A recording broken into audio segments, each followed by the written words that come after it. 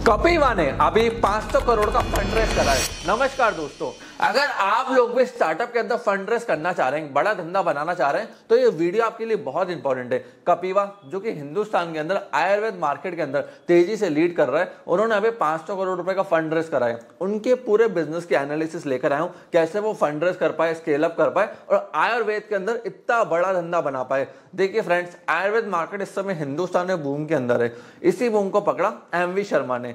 2016 में इन्होंने कपिवा की शुरुआत करी थी। पहले मैं आपको थोड़ा इनका फैमिली बैकग्राउंड बताता हूं। ये बैद्यनाथ के परिवार से। बैद्यनाथ वही ब्रांड है जो 100 साल से आयुर्वेद मार्केट के अंदर लीड कर रहा था, जब तक पतंजलि नहीं आया था। पतंजलि जैसे 2008 में आया, उसने बैद्यनाथ को पीछे छोड़ दिया। बैद्यनाथ का फेलियर का सबसे बड़ा कारण ये रहा कि उनका जो फैमिली डिस्ट्रीब्यूशन है वो बहुत ज्यादा बड़ा था, जिसके अंदर एक बंदे के पास कोलकाता में राइट्स चले गए, एक के पास महाराष्ट्र में चले गए, किसी के पास गुजरात में चले गए और एक के पास नॉर्थ एंड साउथ के अंदर चले गए। तो उससे हुआ क्या, एक कॉन्सेंट्रेट मार्केटिंग नहीं हो पाई और ब्रांड पीछे रह गया। बट वहीं पे जो उनकी थर्ड जनरेशन थी एमवी शर्मा, उन्होंने देखा कि मार्केट के अंदर जो आयुर्वेद है ना, वो ओल्ड लोग यूज कर रहे हैं, यंग जनरेशन उससे रिलेट नहीं कर पा रही है। तो उसको रिलेशन को बिठाने के लिए उन्होंने कपिवा ब्रांड को लॉन्च करा, जहां पे उनका मॉडल एंड बिजनेस बहुत सिंपल था कि वो ऐसे इंटरेस्टिंग आयुर्वेद प्रोडक्ट्स लेकर आएंगे जो यंग जनरेशन को अट्रैक्ट करेंगे। जैसे शिलाजीत है। अब शिलाजीत को नया प्रोडक्ट नहीं है, बट उन्होंने देखा कि शिलाजीत को दूध में घोलना, पानी में घोलना यंग जनरेशन को पसंद नहीं है, उनको ईजी चाहिए। तो उन्होंने गमीज निकाल दी मार्केट के अंदर। अब शिलाजीत की गमीज से क्या हुआ, जो उनके कंज्यूमर थे, पैकेट खोला, खाई, चले गए जिम, बस काम खत्म। उन्होंने बोरिंग चीज को सिंपल करा स्केल अप करने के लिए, पैसा बनाने के लिए। आपको क्या करना है, अगर आपको धंधे को बड़ा करना है, स्केल अप करना है ना, तो बोरिंग चीजों को कनेक्ट करो मार्केट के ट्रेंड से, कि मार्केट के ट्रेंड में क्या चल रहा है उसको आपने कनेक्ट कर दिया। जैसे इन्होंने शिलाजीत को वे प्रोटीन में जोड़ दिया जिम वालों के लिए, तो वहां इनका प्रोडक्ट बहुत तेजी से बूस्ट करा। इन्होंने बहुत सारे सेगमेंट के प्रोडक्ट्स को लॉन्च करा और तेजी से कस्टमर की जो रियल प्रॉब्लम थी उनके ऊपर फोकस करा।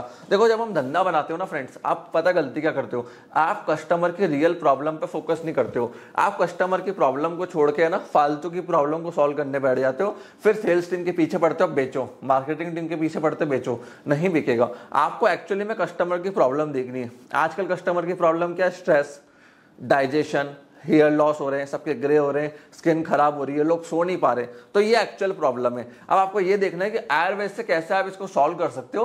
सॉल्व करोगे तो फंडिंग मिलेगी, कस्टमर भी आएगा, पैसा भी बनाओगे, प्रॉफिट भी बनाओगे। तो रियल प्रॉब्लम्स को सॉल्व करना है। वही कपिवा ने करा। उसने देख लिया, भैया देखो स्लीप की दिक्कत है, जिम सबको जाना है, स्ट्रेस सबको हो रहा है, डाइजेशन सबका खराब है, तो मैं उनके लिए जूसेस निकालता हूँ, सुपर फूड्स निकालता हूँ, गमीज निकालता हूँ, खाना ईजी कर देता हूँ। क्योंकि देखो, जो पुराना जनरेशन था ना, वो कड़वा भी खा लेता था, कुछ भी खा लेगा, टाइम लेके भी खा लेगा। यंग जनरेशन को फास्ट चाहिए, टेस्ट में बेटर चाहिए और इजी चाहिए, कन्वीनियंस चाहिए। आज के टाइम में लोग पैसा देने को रेडी है, बट क्या आपकी ब्रांड उनको उस लेवल का कन्वीनियंस प्रोवाइड कर पा रही है। फिर उसके बाद इन्होंने अपनी मार्केटिंग को बहुत रॉक सॉलिड रखा। वेबसाइट लॉन्च करी, अमेजॉन पे गए, डिफरेंट ई कॉमर्स पोर्टल के ऊपर गए, D2C।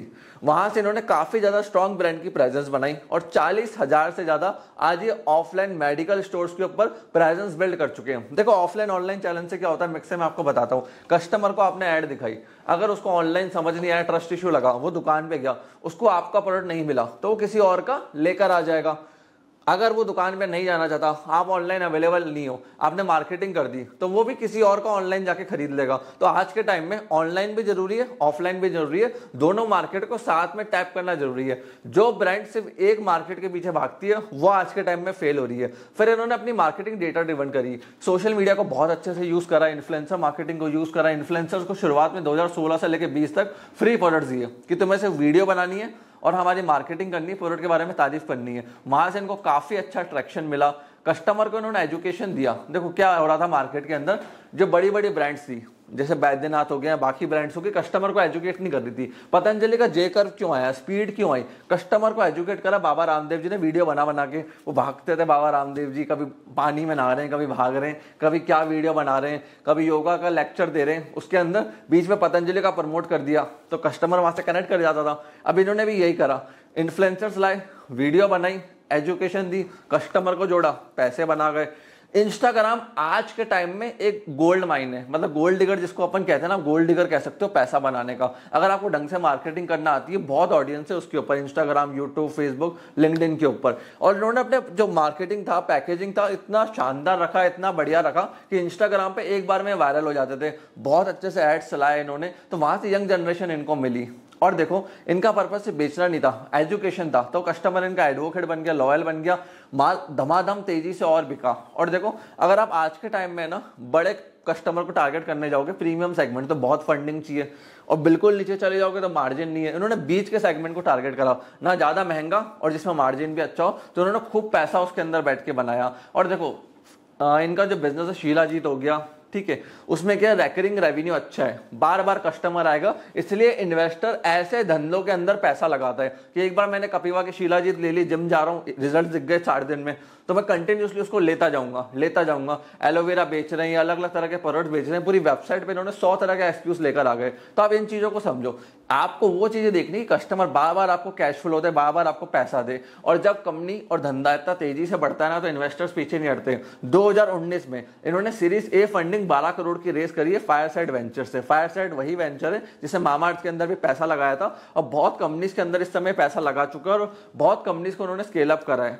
फिर सीरीज बी अराउंड 2021 में इन्होंने 80 करोड़ का रेस करा फायरसाइड वेंचर से और वर्टेक्स वेंचर से। अभी रिसेंटली इन्होंने 500 करोड़ प्लस की फंडिंग रेस करी है, जिसमें से इन्होंने जो प्राइमरी सीड कैपिटल है वो कंपनी के अंदर डाला है, और सेकेंडरी जो कैपिटल है उससे फायरसाइड वेंचर्स को और अर्ली इन्वेस्टर्स को एग्जिट दिया है। ये थोड़ा कंसेप्ट क्लियर कर देता हूँ। प्राइमरी इन्वेस्टमेंट क्या होती है? पैसा कंपनी में जा रहा है, ग्रोथ, मार्केटिंग, R&D के लिए काम आएगा। सेकेंडरी पैसा क्या है? पुराने इन्वेस्टर्स थे, एंजल इन्वेस्टर्स थे, जो इन्वेस्टर्स थे उनको एग्जिट देने के काम आता है, या फाउंडर अपनी इक्विटी बेच के पैसा घर ले जाता है, वो घर, प्रॉपर्टी, गाड़ी खरीद लेता है। सेकेंडरी वो पैसा होता है। अब ये पैसों का करते क्या है? जो इन्वेस्टमेंट रेज होती है, देखो इनके प्रपोजल्स बनते हैं, टर्म शीट बनते हैं। आप चाहते हो तो मैं डिटेल में उसकी वीडियो बनाऊंगा, बट उसके लिए आपको नीचे कॉमेंट सेक्शन में लिखना पड़ेगा, तभी जाके डिटेल में मैं उसकी वीडियो बनाऊंगा। कॉमेंट सेक्शन में लिखो कि आपको टर्म शीट्स की वीडियो चाहिए, स्टार्टअप के जो इन्वेस्टर्स होते हैं वो ड्यू डिलिजेंस कैसे करते हैं उसकी वीडियो चाहिए, जो ये फाउंडर्स इतना स्केल अप कर रहे हैं, इतना बड़ा धंधा बना रहे हैं भैया, तो वो कौन से टूल्स,